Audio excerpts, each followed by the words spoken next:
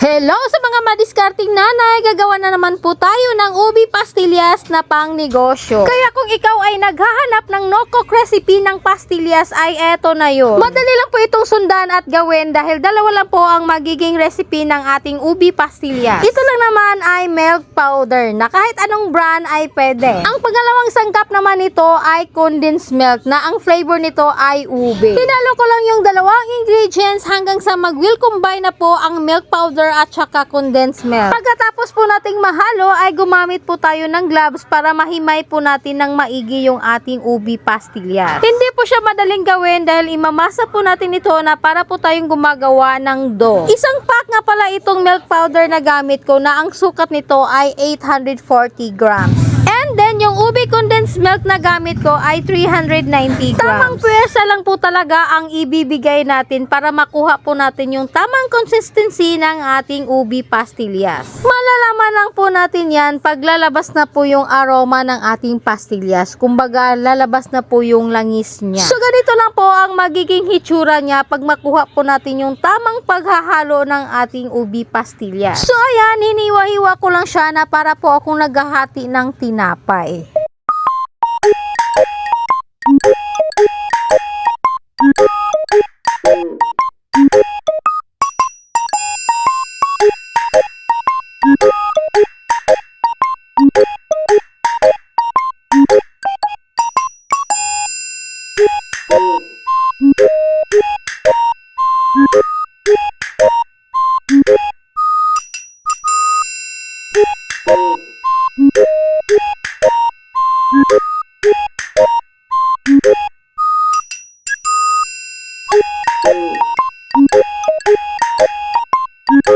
So, iniwa-hiwa ko lang po siya sa tamang sizes na gusto ko at kinukoat ko po siya sa white sugar para naman sa ganon ay hindi po didikit yung ating ubi pastillas. Ito lang naman po ay optional. Pwede naman po tayong hindi gagamit ng white sugar. Meron pong ibang way para hindi po didikit ang ating ubi pastillas. So, gagamit lang po tayo ng water cellophane para ibalot po natin isa-isa yung ating ubi pastillas. Kaya kung ikaw ay naghahanap ng pang extra income na pwedeng mapagkakitaan sa bahay ninyo, bakit hindi mo subukan ang aking ubi pastillas recipe? Madali lang po itong gawin at sa maliit na punan, pwede ka nang magsimula ng sarili mong business. At para malaman mo kung magkano ang nagastos ko, ay gumastos lang naman ako dito ng 377. At nakagawa po ako ng 320 pieces. And then, ang benta ko naman dyan ay 2 pesos per each. O siya, hanggang dito na lang yung aking video. Sana may natutunan po kayo sa araw na ito. Sana nagustuhan nyo po ang aking video. At kung ikaw ay bago ka pa lang sa aking channel, huwag nyo pong kalimutan na pindutin ang subscribe button,